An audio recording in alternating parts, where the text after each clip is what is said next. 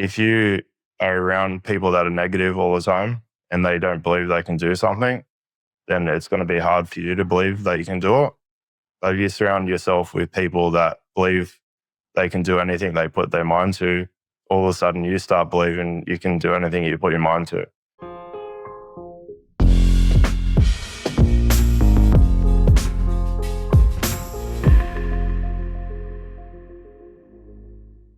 Hello and welcome to this episode. I'm here with Clayton Bates, and he has a really interesting journey of monetizing his personal growth journey. So Clayton, you started out building a Shopify store for yourself because limited funds, right? And you had to figure it out. Eventually, you learned from YouTube, started at your own shops, then helped others to start their own shops, but kind of paying it forward, what you learned. Eventually had clients that you built out stores for. They generated with their stores over 100 million. You kind of moved to having a Shopify agency, and now you're helping other Shopify experts to build up an agency. Did I get that right? Yeah, that's basically the journey sort of thing. Yep. What was the first store that you ever built? What did you sell? I used to sell trading cards, so like football cards and stuff like that. Yeah, a lot of people don't know this, but I've sold hundreds of thousands of dollars worth of cardboard. So yeah, that was the first thing that I sold, yeah. That's so interesting because that's almost like monetizing a passion as well, right? Were you into that, or was it just that you saw a need? I was crazy about it as a kid. And then many years later as an adult, I was in a news agency and I seen a packet and I didn't even realize they still sold them. So I bought some, I got addicted again, and then I thought, can I sell these? And I ended up selling like quite a lot of them. I was one of the biggest sellers in Australia of trading cards. That's so cool.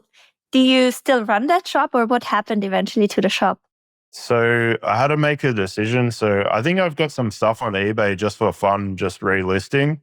I actually have tens of thousands of dollars worth of stuff just sitting in my spare bedroom of my house. So I don't really do it anymore. I sort of decided that I had to focus just on building my agency. So I turned everything off, shut down my website and stuff, and put all my attention to my agency. So that's why I stopped it. Plus, I was very burnt out from doing it, sort of thing. I'd done it for a while and stuff like that. So I just needed to end that path, sort of thing. Okay. That's very interesting when you have a business that's successful, right? Like with the card business, that you also start to build out a different type of business. How did the agency happen? I had a really good job, and then I was doing the card business on the side and stuff like that.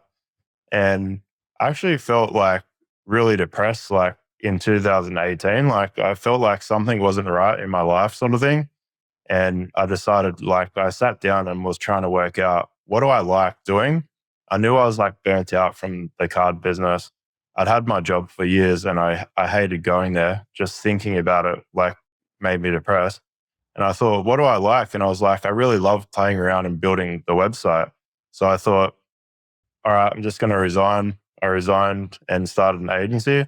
I thought because I'd had businesses before that it'd be easy, I'd make money straight away, but it definitely wasn't like that at the start, no. But that's basically how I got into it, because I love building the website and I thought I'll follow my new passion in building websites. That's beautiful, I think, that you allowed yourself to follow the passion. Very often the skills are transferable. What skills were missing when, looking at the card business or previous businesses and then going into the agency direction? One big lesson I learned from when I was young, I used to sell cans of drinks at high school. So I've actually sold tens of thousands of dollars worth of cans of drinks at high school. And one lesson I learned there is that you can't, like, people only take so much. So if you don't rock up one day or the next day, they're okay. But if you keep not showing up and like upsetting people, you'll eventually like burn out all your regular customers and have no customers. So one thing from that I took into this business is you really got to try to look after your clients and stuff like that. And then the one thing I learned from the card business is just being consistent, because I had like 10,000 products on my website. And the one thing I learned is you just got to, if you're only listing 10 a day or 5 a day, you just keep showing up and start listing. So yeah, I definitely learned be consistent is really good as well. And so when you then had the agency, what were the challenges in the beginning? Just getting clients and believing in myself, I think. The first year, I didn't really make much money at all. I did a lot of like Sam Ovens courses and stuff. I read a lot of books about mindset. I did like lots of practice calls. I used to be nervous to get on calls and stuff. I basically did everything possible not to try to get a client just because I was probably scared to Okay. go get clients. And then basically in the first year, I think I made like $8,000 and I was staring down, like I was about to go bankrupt basically. Like I had about a week left before I was going to lose my house, everything like that. And I decided Wow. no matter what, I'm going to make this agency work. And literally that night, I got my best client. The next day, I got a better client than that. Not long later, Shopify made me an authenticated Shopify expert. I got video reviews from clients, things like that. And the whole thing, like, have you seen that meme where the guy's digging for the diamonds and he gets nearly there and then he gives up, but the other guy keeps going? It was basically like that sort of thing. Yeah. So my whole life changed like in that moment. I had a plan. This is how to make 100,000 in the next year. And I made $105,000 the next year. So I went from 8,000 to 105. Just the shift in my mind just changed the whole thing. I had a plan and I stuck to that plan and I achieved it. And 6 years later, here we are. I get all the goosebumps when you talk about this. Was it that moment when you knew like it's game over now and you made the game plan when it changed? So was it really that rock bottom, or what kind of triggered being able to let go of that fear of getting clients? And I would love if you could talk a little bit about this, because I see it in so many people that they're actually almost in their own way of getting the client. Can you please talk to me about that? Oh, I think businesses, a lot of it's mindset. So I think I just needed to shift it. So I didn't want to, one of the things I always wanted in my life was to buy my own place. And I didn't want to lose that. So that was like one big thing that I had for most of my life. And then I didn't want to be a loser, like feel like a loser, basically. Like I didn't want to feel like everyone knew I started this business and I didn't want to like give up and be like I failed and stuff. And yeah, I think just a combination of lots of things. Like I wish I went to $0 and nearly went bankrupt after 2 months because I would have made money faster. I think yeah, a lot of the best things in my life have come from the worst times in my life. So when I've been absolute rock bottom, it's almost like I've had to reinvent myself. A new, better version of myself has come out of those bad times. And that was definitely a bad time sort of thing. So yeah, I think it's just shifting your mindset and just going for it and believing in yourself. The other thing as well, I think a lot of us do everything that isn't the thing we need to do. Like most of the time we need to go get money. So that's a priority we should focus on sometimes. And how did you do that? Well, I got lucky that Shopify made me an expert. They sent me 50,000 leads. So that was really good. But I think like networking's really good, like building good relationships. If you have an agency, so we build websites, if you have good relationships with agencies that do marketing or SEO and stuff like that, you can refer a lot of clients to them. They can refer clients to you. So if you have good partnerships, good network, even me being a registered Shopify expert, people could say, oh, I got lucky.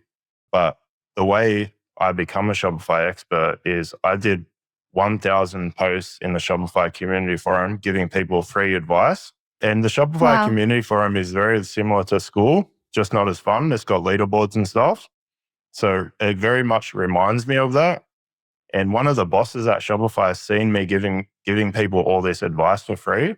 And they contacted me and they said, oh, you've given all this free value. Do you want to be a Shopify expert? So I actually went through this big process, got all the way to the end after 2 or 3 months, I think. And they said, oh, we normally wouldn't take someone like you on, but you gave so much free value. Just don't let us down if we make you an Wow. expert. And to this day, I still haven't. So I think sometimes we make our own luck. And when I look at school, I see a lot of people that remind me of myself like 5, 6 years ago, where they're giving a lot of value. Same with yourself as well, giving a lot of value into the community. And I think when you do that, you just keep being consistent, showing up like eventually good things happen. So even if you look at your journey over the last few months, yeah, it's probably been similar, right? Hey, Evelyn here. I just quickly wanted to hop on to encourage you to sign up to my newsletter. When you do that, you'll not only be informed as soon as a new episode drops, but you also get access to my exclusive Growth goodie bag. That is a collection of highly valuable resources provided by our guests and myself, tools, strategies, case studies, templates, and so much more that will help you to grow and monetize that growth journey. If that sounds fair, then click the link and make sure to sign up to my newsletter. It was very rewarding from so many perspectives. And I think that the new clients that came in my world were the smaller effects, even that I'm super grateful. And at the same time, I think like the even more impactful things were all the relationships I've built, also with people maybe that are further ahead in the journey or that have a piece of the journey figured out. That was a blind spot for me, right? So I feel like it is, I got so much from the community, but also because I keep pouring into the community. So I can so see this. And I think it's also beautiful to say 1,000 posts, right? Who makes 1,000 posts? Many people wonder why their own business hasn't grown and they haven't made 1,000 posts on their own social media. And you gave 1,000 posts of value for free away in a group, right? So, and that's when luck found you. I think that's a very insightful lesson. How did that happen that you started posting? Was it just, sharing the value, or did you hope to get clients out of that? How did that evolve? I think I always hoped that I would get clients from it, but it sort of suited my style. One thing I've learned, I think, is like there's so many different ways to sell. And if you're trying to do a way of selling that you hate and scares you and stuff like that, like cold calling, like even today, like I probably could do a cold call, but I don't want to do a cold call. So I sort of looked at it like these people were commenting for feedback. And I thought, if I just give a reply and stuff like that, that's sort of like not scary, if that makes sense. And then what I Yeah. actually started to notice, that community helped me a lot in sales as well, because I started to see patterns where everyone was doing the exact same thing. And I was like, how do you stand out Yeah. from everyone else? So I started to record Loom videos and I started to do video reviews of people's websites, and I'd send that over to them for free. So I've done 2,000 of them in the last few years. Wow.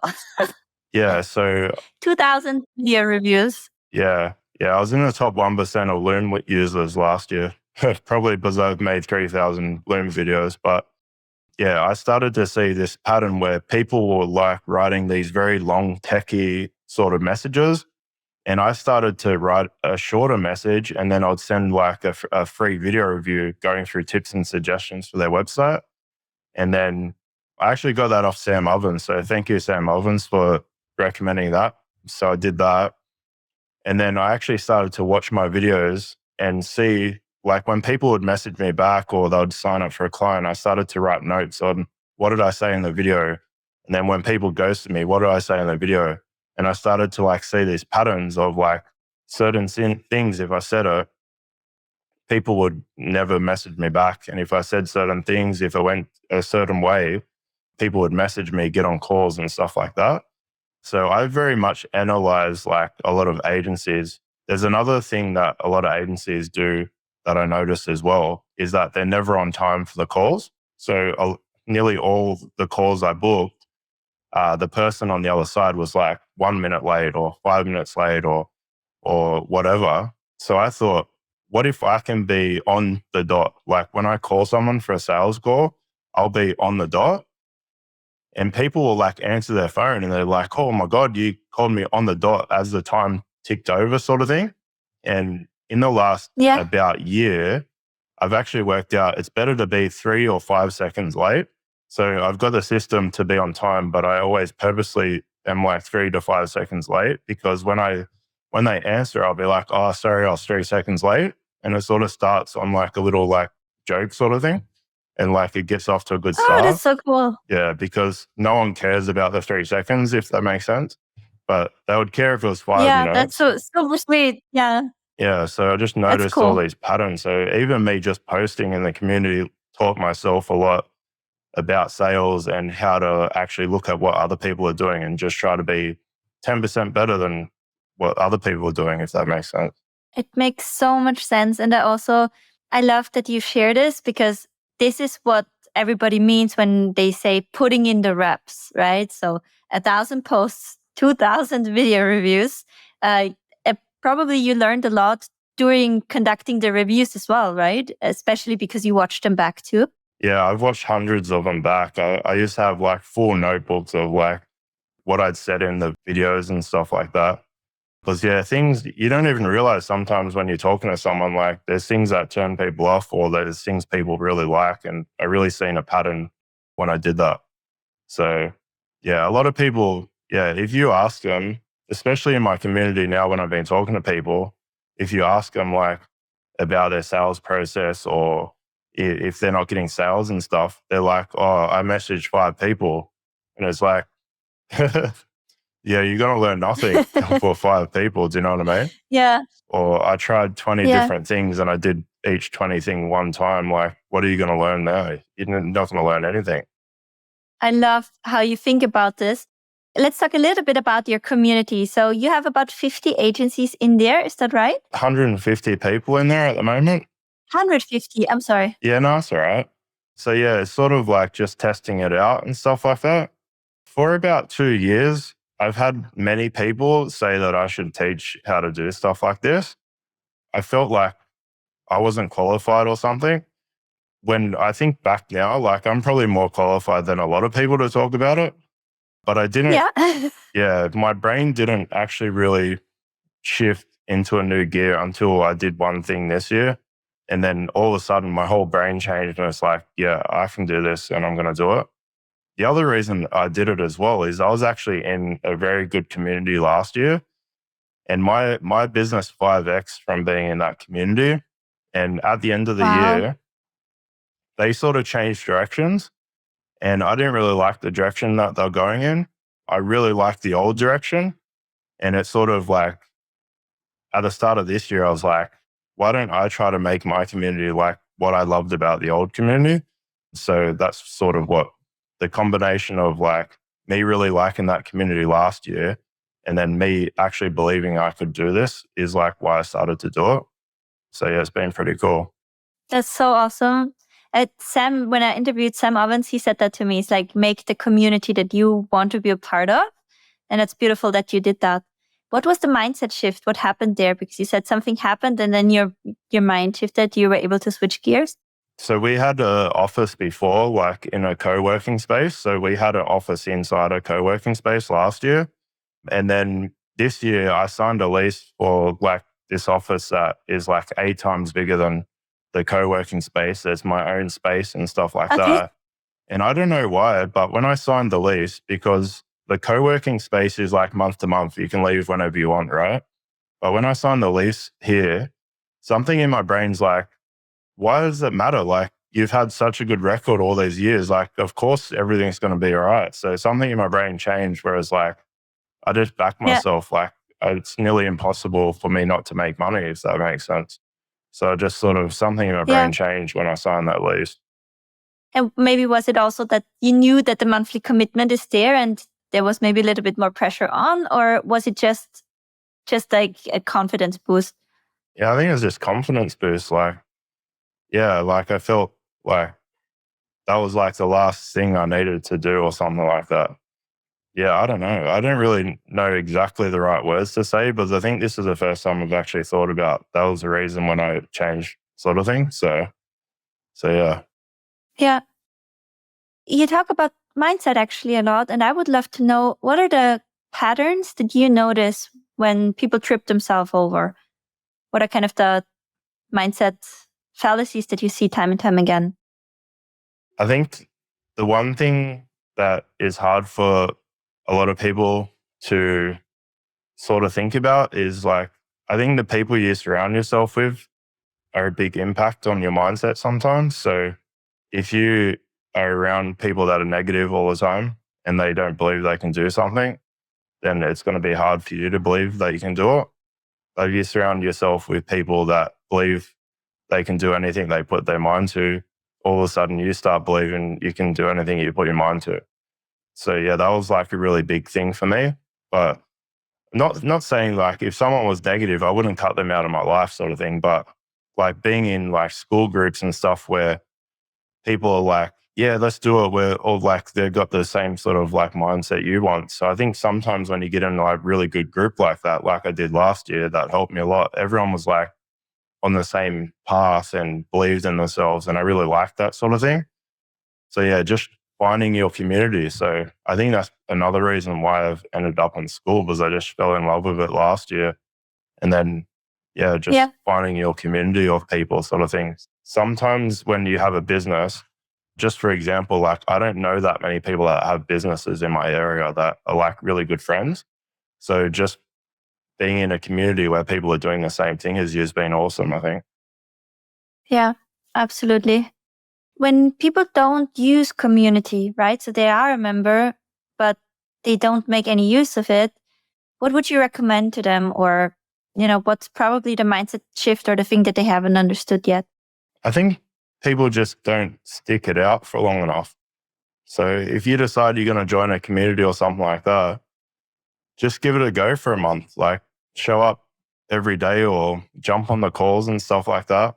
For me personally, like last year, the weekly calls, me being on them and like listening to other people's problems, it made me think of my whole business in a different way. Like last year when I was on a call, someone said something. They're like, "Oh, we just charged someone 25,000," and I was like, "What? 25,000?" And then my brain changed, and then I went and got a client for 25,000. And I come back and I was like, "Oh, I got a client for 25,000." And the guy's like, "Oh, cool. We just signed someone for 50." And it's like, my brain's just like it exploded sort of thing just from that one thing the guy said on a call. So I think sometimes, especially even like when you do, because I've done a lot of Sam Ovens courses. And the one thing I learned there is like, if you go through a course or do a program or something, there might be one gold nugget in that course that will change your life. And I know that Yeah. in Sam's course, hours and hours into the course, he said something quickly about a Loom video where he's like, you could film a video on Loom or something like that, right? And then I listened to a podcast he was on, and I think like half an hour into the podcast, he said something about Loom. And like me hearing it those two quick times, that's made me hundreds of thousands of dollars. Like it's like that Yeah. little gold nugget inside of a course. But the thing is, like a lot of people don't even watch like half an hour of the course. And there could be like a massive gold Yeah. nugget that could change your life. Or if you get on 10 calls, it could literally change your life. But a lot of people don't do that. So That's true. And I feel like the ones that do very often, or some of the ones that do it but still don't benefit from it, is they are in such a scarcity mindset. Like there's in such an urgency to make something happen that those nuggets, they fly right over their heads because they're like, okay, tell me what exactly I need to do because I need to make the money tomorrow. And I feel like it's like such a frantic state where the information doesn't even land on them. yeah, 100%. Yeah, I don't know all the answers, but I know for me, like if you look for the gold nuggets, you'll find it. I think us as humans, we find what we're looking for. So if you're looking for the gold nuggets, you'll find them. If you're about to go bankrupt and you Yeah. need to make money, you'll look for that and find the money sort of thing. So yeah, if we're in a negative mindset, we'll find negative people. So we always find what we're looking for. That's what I really believe in. That feels very true. I fully agree with that.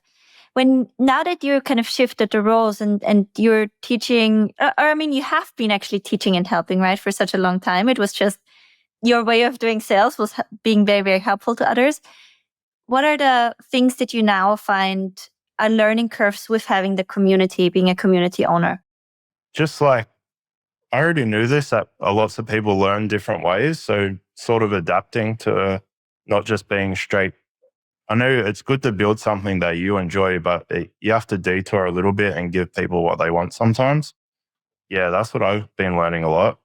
The one thing I've learned as well is like, I thought about this a while ago, but it's really been reinforced when I've been doing this community, is that normally if someone's like, oh, this is a really big problem, you have to solve it in X or whatever, they probably struggled very hard with that problem. Like, that's why they reinforce it so much, because that was probably an issue in their life as well. Like, a lot of the people I've listened to, when I went back and thought about it, a lot of the things they were big at pushing is things they struggled with as well in their agency or their business and stuff. So yeah, a lot of the times when I'm telling someone or like asking them questions, I'm starting to like be like, oh yeah, that was a really big issue, and I've pushed the point a little bit harder, sort of thing. So it's making me think a lot about my journey as well, if that makes sense. It absolutely does. When you say going out of your way and helping people receive information through different teaching styles, what are some additional ways that you found and that you incorporate now, or that you're thinking about incorporating?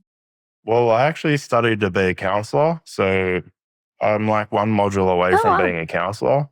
So I found like a lot of Did you do that on the side, or was that before? that was like 10 years ago I did that. So I went and Okay. studied to be it. And I found like lessons I learned studying to be a counselor have been working very well, like actually in coaching calls and stuff like that with people in my group and stuff. So it's weird because I think how I talk to a client in my agency is a lot different to how I talk to someone in the group. And I've really been like honing in on the skills I learned like 10 years ago to be a counselor.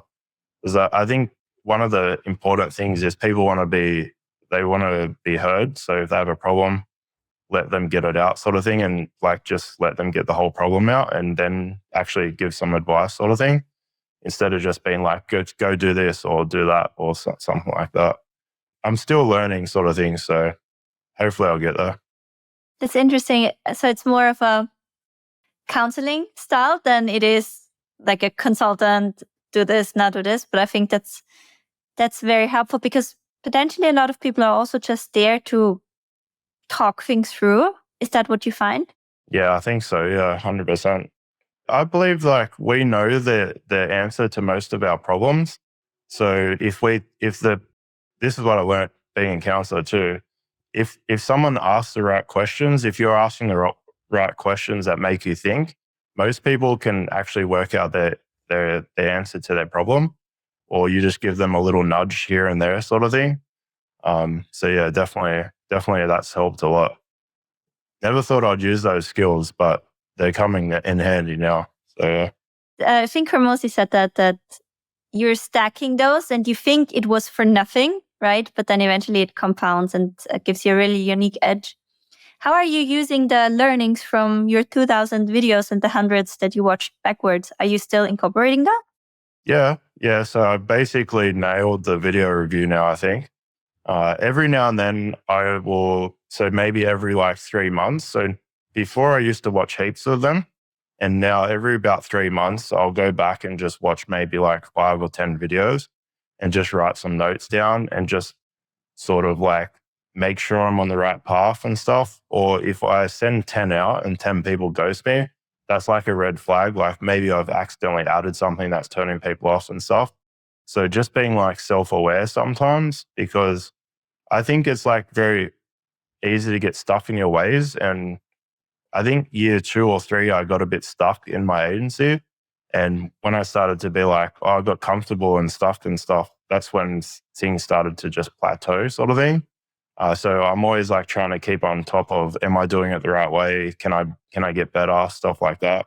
So yeah, I don't monitor it as much, but I still do go back and check it and stuff like that. A lot of the stuff I learned doing those videos, I've been sending Loom videos to people in the group and things when I've talked to people and stuff. And I've started to like try to understand like what people are really liking when I send those videos and stuff as well. I personally think a lot of people like the personal touch. Like they like the feeling of like you Yeah. sent them a Loom video, like, and it's you and you're in the corner and stuff like that. I don't know if you get many Loom videos, but when people send Loom videos to me, it does something to me that I can't explain it. But it's so rare that people send me Loom videos that when it happens, it makes me feel really good. Like, I think it's very it's a bigger effort, right? So it's very appreciative and very you really put in an effort into helping the person. So I also very much appreciate it, and I try to do it with my clients as well in my communities. So I do like a monthly open door mentoring and weekly Q&A calls with kind of pre-submitted questions. So it's not in the monthly mentorings, I have open door. Everybody can just come and we talk things through on Zoom. And in the weekly ones, they can pre-submit questions and I just answer them, but they're not on the call with me. And then other than that, people can submit their questions and then they get a Loom video feedback. And I found that helps people so much, right? And also it helps me because on a call, I feel like I'm under pressure and I kind of have to give everyone kind of the same time to be fair. Yeah. And when I'm having the Loom, when I have the question, first off, I'm asking them to submit a quick video to receive feedback. So I can not only see their post, I can see how do they feel, how do they sound, like are they in distress? So I can get so much more context. So I know where I can, meet them and catch them, basically. And then when I get a reply to them, sometimes it's a 90-second answer and sometimes it's a 30-minute answer, but I don't feel like that pressure to give like everyone the same time. And I noticed that it creates so much better results and such a deeper connection with members as well. So I love doing it. Yeah. It's probably like the love factor as well. So if they loved you and then you made a video for them, it's like, it must be the feeling for them must be like out of this world sometimes when you do those videos. So it's really cool that you do that as well. I feel it's a real game changer. So maybe we can translate that for people that are trying to build a community. Now, let's say you would build any community, right? How would you go about using your Loom approach to find customers on school, maybe in the school community, or if you're in the school games community? How can people borrow that strategy? Film 100 looms, giving people advice. Yeah, 100 people probably do 5 and be like, oh, this is too many. But surely if you did 100, I don't know if you know, but I filmed a Loom video just as a joke and sent it, and I ended up being on a podcast, my Loom video. I don't know if you've seen it. It was with Ryan and Matthew. I have not seen it. Can you tell me what happened there? So I filmed they wanted some feedback for the podcast, and I filmed a Loom just like with my phone. And I sent it, and like maybe 10 minutes into the Loom, they played my Loom video. And I thought, oh, that was pretty cool. So just things like that. Like if people aren't making sales or they want to build a community, I nearly could guarantee if you film 100 Loom videos and here's some feedback Loom video, like how can you not build a community? How can you not make money that way? You look at some of the biggest people and they're just giving advice for free. Like there's some massive people on YouTube that are massive now, and you look at their story, and it's like they're going in Facebook groups and like just giving people really detailed replies and help and stuff like that.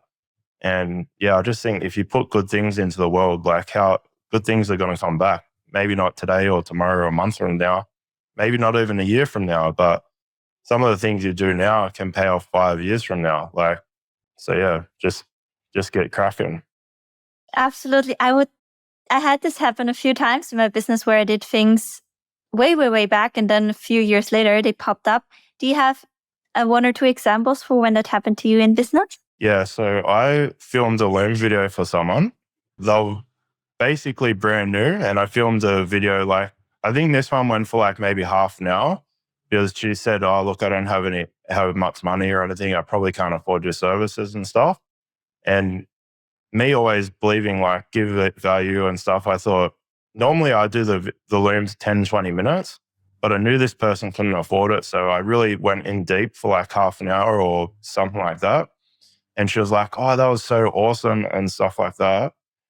And 2 years later, she referred me to one of the biggest clients I've ever had. In the whole time I've had my agency, a massive company in Australia. I signed a non-disclosure agreement, so I can't say her name, but it was a massive company, and she referred me 2 years after I filmed that Loom. So putting that good stuff out now, that's where things come back around, sort of thing. So lots of stuff like that. Last year, we made a lot of money from 4 years ago. So basically, a lot of our clients that from 5 or 4 years ago, we'd help them when they were starting out, go from maybe they were making like 50,000 a year, rebuilt their website, it goes to 300. And then now they're like multi-million-dollar companies. And a lot of clients last year actually come back and got fully custom built websites. So you think like, yeah, Oh, like they're pretty big projects when we're custom building the whole website.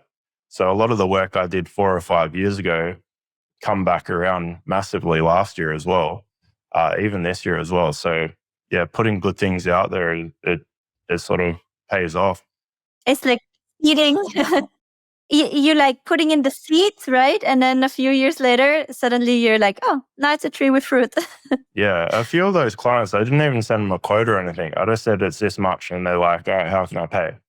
And like the price was like 10 times what they paid 5 years ago, but they just trust that I was going to do the good job. So yeah, it's crazy Yeah. when it's like that. And I think there's certain people now, if they said they had this new thing and it was like whatever amount, I'd be like, all right, paid. And I didn't even, they could be like, it's a secret and I'd pay for it, which is like crazy Yeah. when you build up that good rapport with someone. It's also been 2000 looms and years of work. So Yeah. thank you so much for sharing that, because I hope it puts patience and persistence and what it means to put in deliberate effort into perspective for a lot of people that, like you said, film 5 looms and then they're like, oh yeah, this isn't working. So Yeah. thank you so much for sharing it. I always think like you stack things on top of each other, a bit like what I was saying before. So if you have an agency that's got 2 things out of 20, and then another agency has 18 things out of 20, it's going to be very hard to sell someone when you've got 2. So a lot of the times when people start out, they have nothing.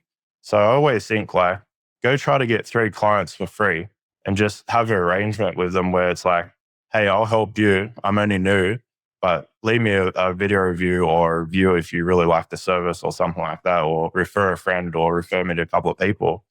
But people won't go do those 3 free jobs. Like a lot of the industries are Yeah. very competitive. And when you're starting out, I think that's the barrier that hurts people when they're starting out, is because they don't have that reputation and stuff.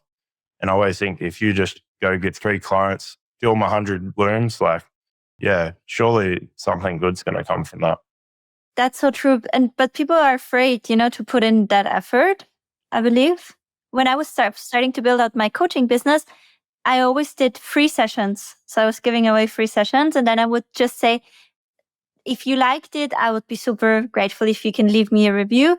And then I would get a review and I would share that. I would be like, I have 2 more free sessions available. And so eventually then after the session, when they would have a question, they would come back and I would answer it. And then they would be like, I would like to have another session. How much would it be? And then you just say your price basically and you have a customer. Yeah, no, 100%. And like you said, most people don't want to do that. And I also see, like, especially in online education, a lot of people don't even want to coach before they, or have one-to-one sessions before they sell a course. They're like, yeah, I don't want to do any one-to-ones. I just want to create a course and sell it. So I think that it's very hard to create something valuable without any interaction with another human being.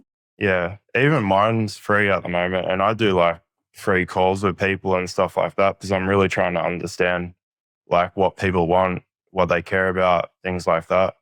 Because I understand that too. If I went full paid and everything, like I'm not going to get that feedback that I need to make it the best it can be. So I think a lot of people try to skip steps that are really important. And I feel it's just costing them later when they either, don't sell something or when they're just plateauing out. When you now look at your group, kind of what is the vision for it over the next 2-3 years? Where do you see it going? Well, I definitely want to have a group that's free where people can come, they can learn certain things and stuff like that. Because like I said, I'm a really big believer of giving free value, expect nothing in return, and then have a group that's paid. So if people like the free stuff, they can go into the paid one. At the moment, I'm active in the free group, but I think at a certain point, when it gets to a certain point, that will be nearly impossible. So I think try to give really good value in the free group and then have something where people can do one-on-one calls or group calls or something like that, or have more detailed courses and classrooms and stuff like that. Because it's important to me. Like one reason I've filmed a lot of videos on YouTube tutorials and stuff, is that it's really important to me to give value, like expect nothing in return, even if no one ever comes back. I've learned quite a lot from YouTube. So I feel like I know a lot of stuff. I should give it back, some of that information and stuff like that, or a new version of that. So yeah, just give value, I think. Yeah, it will be good. That's beautiful. So your growth journey and the struggles throughout, how did other people in your life, I think we covered a little bit like the online space and you eventually found community. How did other people in your life deal with that kind of growth journey and the ups and downs? And you probably have changed a lot throughout the years. So how did this kind of impact others and your relationship with them? I think the people that really care about you it won't matter if you go up or down or whatever sort of thing. But I've had a lot of I think one of the biggest things is like relationships, like outside of work, as in like a partner that you see. I think the person you pick in a relationship is one of the most important things you can do in your life, and more important than anything you'll do in your business. So if you pick the wrong person, then your business will suffer, sort of thing. So you have to find the right partner if that's what you want. You have to find the right people to be in your life, sort of thing. So yeah, I think that's like been one of the biggest struggles for me, because I was in a relationship for a few years. And I think, once I sort of started to realize that, things started to go a lot better. So, I don't know if that really answers that question. Sorry, not really. Haven't really thought about it. I think it does. I think when you grow so much, or when your business forces you to grow a lot as a person, then people who might not have the same kind of pressure to grow, you kind of grow apart, right? Or they don't grow as much. And so it comes with a little bit of conflict. At least that's what I notice it for myself. And I know a lot of the people that I talk with, they also say that their growth was always ruffling some feathers around them with the people in their life that they love, but that are maybe not on an entrepreneurial journey or don't understand it as well, or know what it means to go through it. Yeah, no, 100%. Yeah, if they don't understand, then it's gonna be hard to make it work, right? If you're going down a path they don't really agree with, it's gonna cause conflicts and stuff like that sometimes. What is the big vision for your entrepreneurial journey for the next 5-10 years? The thing that makes me feel good is like, if in 10 years from now, X amount of people were like, Clayton changed my life and he helped me do this and that and stuff like that. That's what I really love. Like, even in my agency now, like, the stories that I like the most is when, let's just say, single mum, struggling, small business, we rebuild the website, goes from 30,000 to 250,000, then multi-million dollar company. But stories are like that, or someone who invented a new product and there was pushback where people were teasing it and stuff like that. And then now they're a multi-million dollar company, and you look back and we're laughing like, remember at the start and all this, and like, it's like funny sort of thing. But sometimes like the really big clients we've had and we've made them millions of dollars, and it's like, thanks. But then other clients, it's like cry on the phone, and like you've had like such a positive impact on someone's life and their business. And I think for me, it's important if that keeps stacking on top of itself over the next 5-10 years, where, for example, look at Sam Ovens, like imagine how many people's lives that guy changed. So if I can be 1% of Sam Ovens, like I'd be happy with that in 10 years from now. That's such a beautiful answer. What's the number one thing you learned from your clients, the ones that, were maybe struggling and turned things around? I think it's the same sort of thing what I was saying before, just consistency.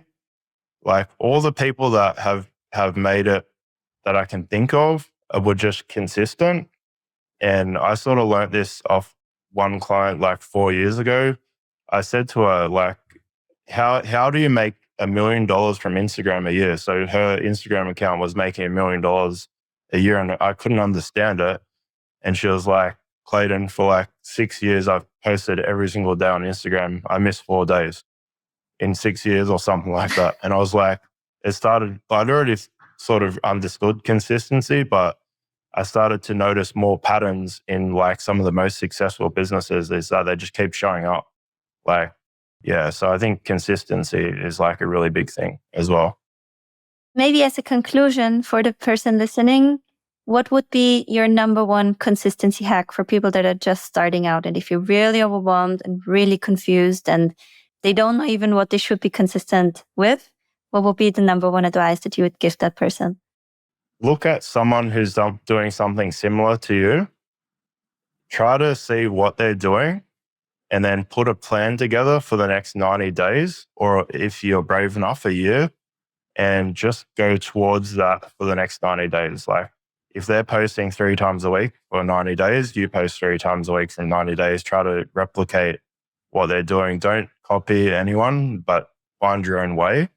But I think definitely for me, the thing that changed my life when I was about to go bankrupt is I put a plan in place to make $100,000.